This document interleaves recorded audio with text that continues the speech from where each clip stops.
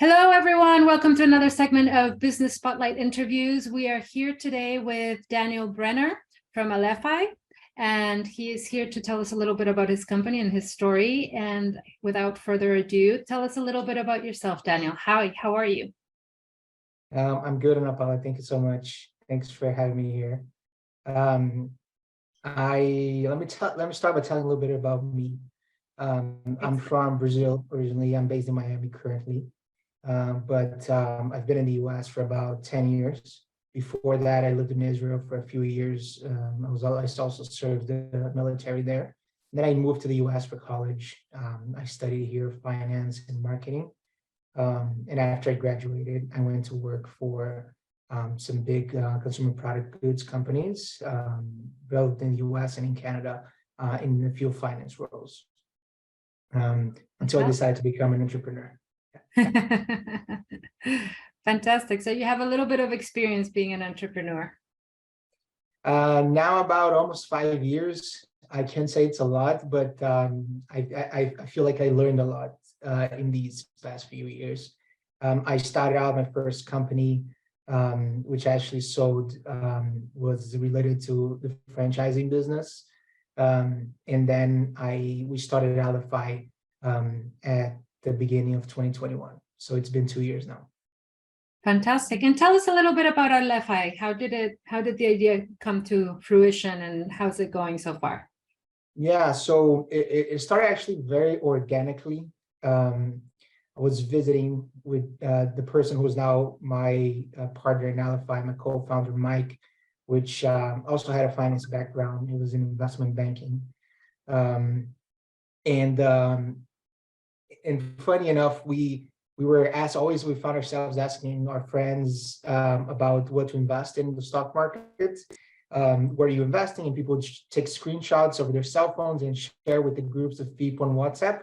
And we thought it was just very inefficient, that process. And we say, hey, let's just download our portfolios and start sharing with the group of the closest group of friends. So we started doing that. And then it became a newsletter that we started sharing with our friends. Our friends started sharing with other people. And in about 2-3 months, it became a newsletter with 1,000 people on it. And we realized people are seeing some value. And we decided to maybe create a first product. So we raised our first round of capital. We hired a technology team, our first team. We built the first version of the product, and then with that version, we went out and raised capital from venture capital funds and angel investors still. And then we are now a community of 4,000 people on AleFi, all retail investors. The company has 15 people now across, I think, 6 or 7 countries and more nationalities. And we're all remote, but me and my co-founders are based here in Miami. So it's been really exciting. Our product, we launched recently. The product is in beta version now. We're testing it out with a few hundreds of users, and then we're taking the product to market later on in 2023. That's fantastic. Congratulations. And tell us a little bit about what your trajectory has been, as far as like what has been your greatest learning so far. Greatest learning?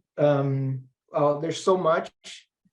I can probably at this point write one of the business books so far, but I would say building a technology company, it's very different than building so a technology product, I would say, is very different than building either a physical product, which was kind of my experience before. And even though I was in finance teams, but there were actual products selling supermarkets. So building technology product, just the entire, how you structure the teams is different. Your involvement with technology and the coding and programming of an app or website is very different than getting a formula for a product in packaging it and start selling. So I think that was one, right? That was probably one of the top things that I learned. And I also learned that so you're building a product that's not physical, but at the same time, you need to be as close to your potential users as possible. So how you as a company you're all remote, you're building a product which is not physical, right? It's intangible. And then you also need to be able to talk to users all the time as you build your product, and it's all done online. So that was very interesting. So all the market research you have to do, it's all online. We also do a little bit in person too, but most of that process is online, all the iteration of the company too. I think these are probably two of my biggest learnings, and also have the right people in the company. Obviously, building the culture, having the right people is that complement skills that you don't have or they need to improve on. It's very key as well. Yeah, I bet. And how has well, since you started talking about teams, how has that been for you? Because you're saying that a lot of you are spread about, right, in like seven, 8 countries. How do you manage that piece? We're still working on it. We're still working on improving the communication. I think from day one, every new person that we hire, and we 8 months ago we were only 3 people. So now we're 15 in just a few months, and we're going to hire a lot more this year. So it's super important that any person that comes in, the first day, be open to, number one, understand that everybody's in a different place, and it's important to build relationships with everybody in the company, so we're all on the same page. So we do stand-up meetings with the different teams that we have. We do something called an all hands, which is a monthly call with all the entire company, where we just review everything that each one of our squads or our teams did in the past month, and then what the plan is for the next month. We call it all hands because all hands of the company are involved in this meeting. We use communication, obviously, tools online, such as Slack, Notion, and some other tools as well that improve productivity across multidisciplinary and remote teams. So that helps as well. And lots of the people that we hire, they're digitally native.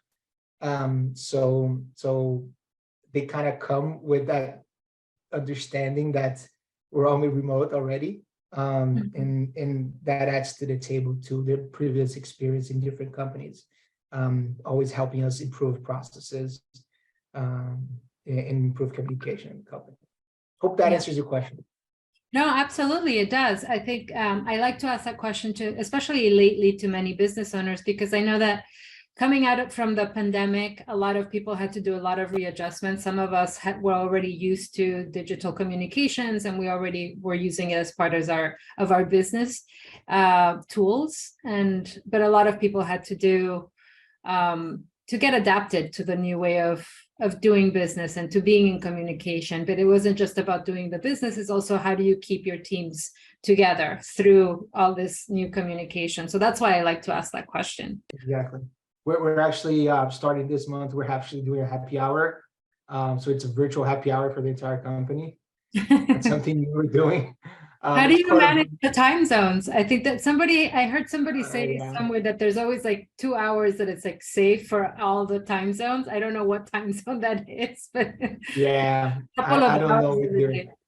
We're gonna have to figure that out, but it's important to build culture and so that everybody in the company also understands that we're all connected to build a great product, but we're also people, even though we're on the other side of the screen. Yeah. Fantastic. So what do you find most inspiring today? My most inspiring on a personal level? Personal or business, like what inspires you most today? Like in this day and age, what inspires you most? I don't think that's just because I'm building a technology product. I think I was always passionate about disruption and motivated and inspired by it. But since I started this company, I have been paying a lot of attention to how the new ways of doing things. A lot of times startups are new products, but a lot of times they're just new ways of doing things that you already do. right? And a good example of that, let's say when you use Uber, right? So you already got into a taxi. Uber is a different way of getting to someone else's car. So I see a lot about new technology products like that. And I started identifying that there's so many more things that we can do with technology that will shape the next 10 years. Just think about 10 years ago, how people did work, how that impacted their work life, their personal life. We just do things differently. So what inspires me, motivates me, in not just me, but I think I pass that on to my team as well, is that we are building a new way of people investing and growing their wealth. And this is what it looks like for the next 10 years. As I mentioned to you before, 30 million new people started investing in the stock market in the US in the last 2 or 3 years. So there's a new huge market coming in, and we're shaping how they're going to invest for the next 10 years. And by growing their wealth, they can have better lives. It's not only about learning where to put their money, but it's also about how does that going to bring financial stability and wealth and for their own families, right? Financial health. So that inspires me a lot. So we're also starting the entire journey of these new investors, right? So we're participating at the beginning, and we want to be with them, their partners for the long run. Yeah, that's fantastic. And I can see how that can be happening. I'm shocked. I have 2 sons. One of them is 16 and the other one is 13. And the 16-year-old is already with his friends talking about investing, which is something that at 16 I was not considering at all. Me neither. I didn't even know what that was. Yeah, and I find it amazing. I keep on hearing their conversations, and I'm just like, give me the tips,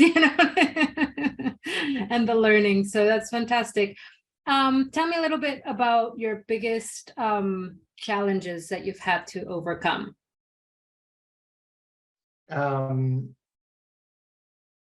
Biggest challenge that we have to overcome. The same way we learned a lot, there's also always several challenges. So the first challenge, and I'll mention to you, is that also about managing technology teams. We are now 15 people in the company, right? And the first technology team that we had was outsourced, which is not our current one. And they were basically contractors. So we paid them a fee from the first round of capital that we had raised. And the idea was, hey, in 2 or 3 months, I'll deliver a product. And we were expecting that product was going to be the best product ever, right? So fast forward 2 or 3 months, we realized that the product, it was not even 5% done of what we thought it was going to be. So that's the moment we realized that not only we didn't understand how programming and the whole process of building a technology product works, but also that we should not have had contractors. We should have our own people.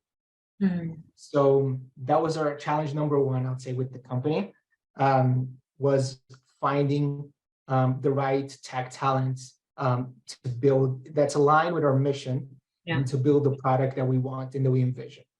So that was challenge number one, and we did it. So that's good. What the good thing about the challenges is that you learn from them, right? I mean, as long as you take learnings, is good. So we took that product that was only 5% done, and we raised significantly more capital to actually bring in the right team. So I think, so currently we are very happy with the team that we have. So that was one of our biggest challenges. And now, obviously we built a product and we validated, but now we're taking the product to market. And as any early stage startup, how do you go to market with a new product? How do you find the product market fit, right? Because different than building a product and start selling it, you need to understand if your product that you build is really what your customers want. So this is our current challenge as a company. And we're bringing several advisors who have experience in go-to-market strategy, finding product market fit from previous companies and advising companies that have done that on the B2C consumer fintech vertical. So we're very confident that we're going to get there sooner rather than later. Fantastic. And actually that kind of segues into my next question. You had mentioned to me in a previous conversation that you have a coach. So my next question is, who has been or who people along your journey who have been key players to help you, whether it's coaching, mentoring, teachers, family members, colleagues, who would you say has been the most impactful and why? Okay, that's a tough question. You find amazing that when you decide to build something new or to start a company, there's just so many people that are willing to help you. Some people you find just, I mean, you ask them for help, but some people would just come, they would just find you somehow through a friend or online or through a family, and they say, hey, I love what you guys are doing and I'd love to help somehow. That happened with us a lot, including our first employee. He just found us online on LinkedIn when we had like 3 or 4 followers. I think we had just created a page the day before. And he was like, hey, I love what you guys are doing. I want to work for you guys for free, and let me help in whatever way I can. And that was a year and a half ago, and now he's still with us. He's not free anymore, we pay him.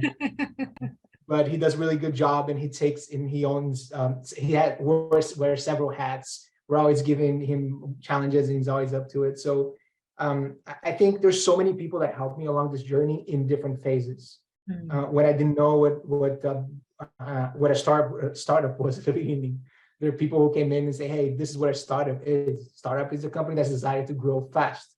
It's not like any other company.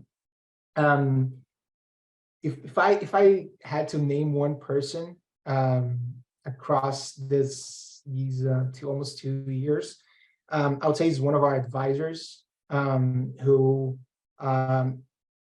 was the first check that we actually got, or our first investor who invested $3,000 in our company, when all we had was just maybe like 2 pages of a PowerPoint that we were just drafting. So he not only believed in us when we had no idea what we were doing, we still don't, but you're still learning. You're still learning.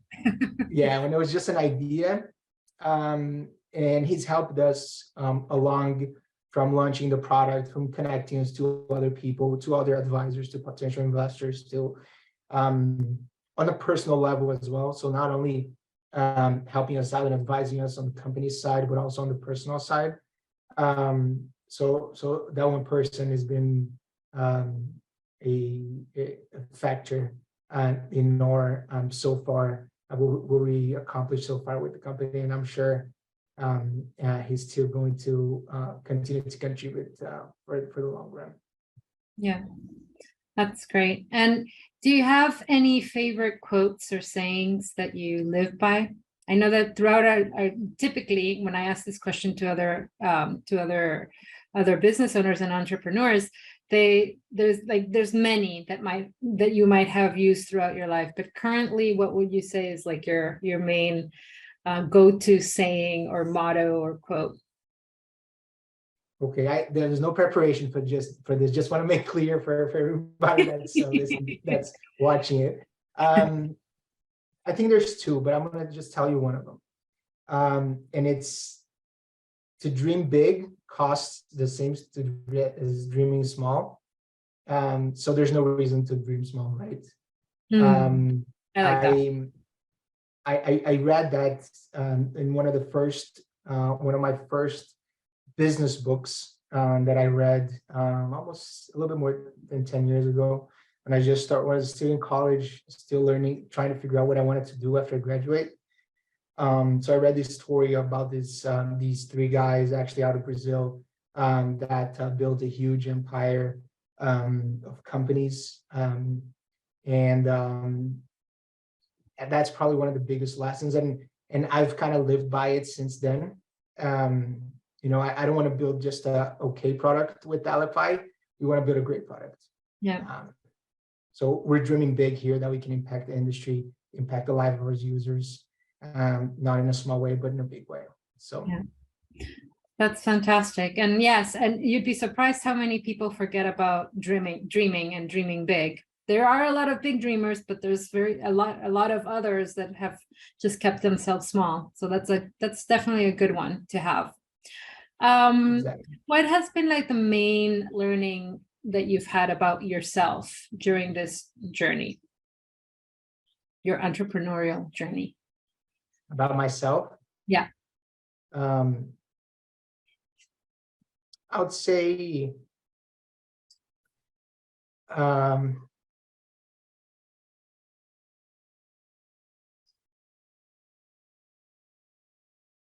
managing different kinds of people has been one of my biggest learnings about myself.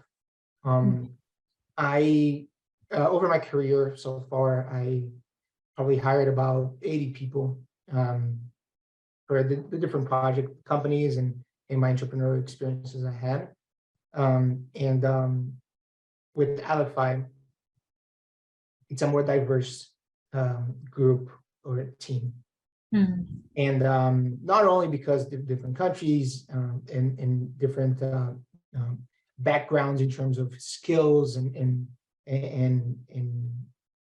points of view, but I feel that before in my previous experiences, people were more similar. And with AleFi, we have a more diverse group, which is great. It's great for the company. It's great for our team members. So I learned that I need to build these relationships different ways, and that people are motivated different ways. So I learned about how I should approach each person and to get the most out of them in terms of performance in the company, as well as so they feel they belong and they're in this they're aligned with our mission or vision as a company.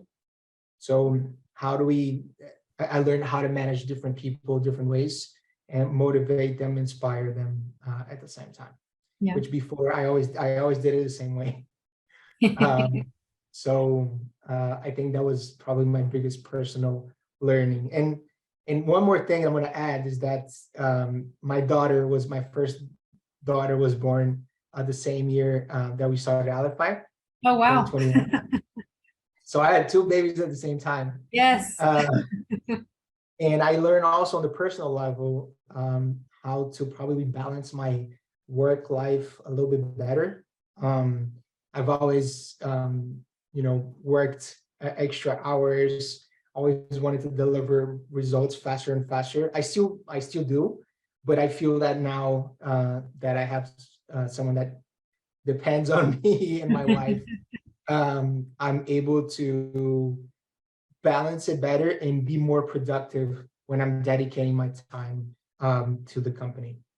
So that was also a big learning on the personal level. Yes, I'm sure.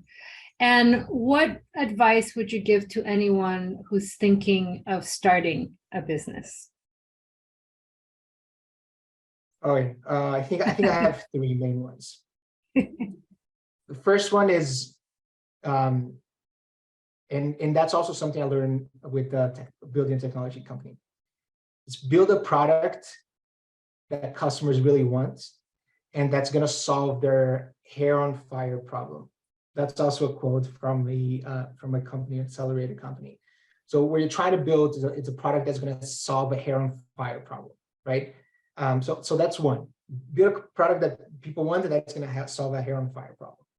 Two, be passionate about it, because if you're not passionate about your business, you have less chances of making it successful. So hopefully the business that you're starting, it's an industry that you like, or a problem that you face yourself that you want to fix, or a problem that your family faced that you want to fix, or a problem that a customer faced that you want to fix. So something that drives you and motivates you. And then my third one is people. Surround yourself with the right people. Bring people into your team that, like I said before, complement your weaknesses, right? We all have weaknesses, and you can't build a business by yourself. So, and that means several things. That means people on your team. That means advisors. That means coaches. That means anybody that can contribute, that can add to your business. There will always be these people that are going to say, "Hey, you're not going to fail. You're going to fail. This is not going to work." That always happens. I don't think any entrepreneur started a business that everybody say, "Oh yeah, everything that you're doing is great." Like, look at the Airbnb guys. People thought they were crazy, and now they're worth more than most of the hotel chains. So there's always going to be people that are going to tell you that it's not going to work. And you can take feedback, it's fine. Just make sure you filter and you feel passionate about it and you're solving a real problem. And you have the grit and the hustle to do it and execute it. You're going to be successful. So these are my three. Excellent. Good advice. I like that you're on fire.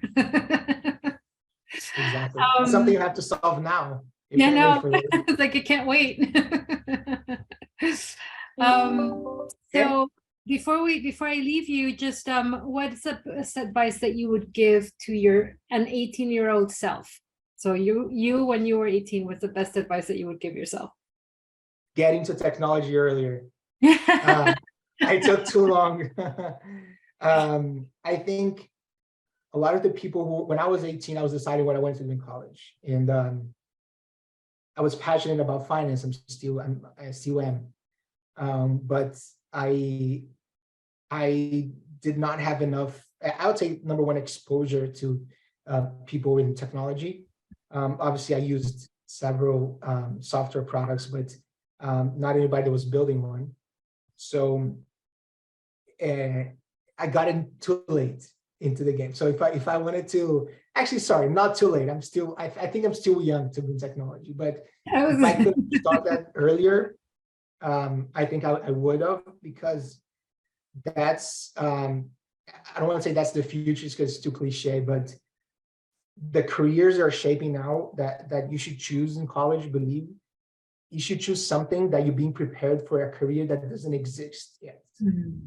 Because if you're 18 and you have 40 or 50 years of still work that you're going to do, technology is changing the way we work and communicate and live so much that what you study in college now, you don't even know actually if you can exercise that, if that career is even going to exist in 20, 30 years. So I feel that do something related to technology, either if it's product design, if it's computer science, software infrastructure, whatever that is that's related to something in technology. I'm a little biased now because now I'm not only passionate about finance, but I'm also passionate about technology. But I think that's what I would have told myself if I was 18. Yeah. Because that's where we're going in the future. It makes sense. It makes sense. And I think that you're right. And that's something that probably prior to these times, it was still there, that whole concept of, the way that you used to go about, learning and getting education to form that career had changed. And then, but it seems that as the time moves forward, it gets faster and faster and faster because technology moves faster and faster and faster. And then we have different needs that we have to adjust to at a much quicker rate than we used to.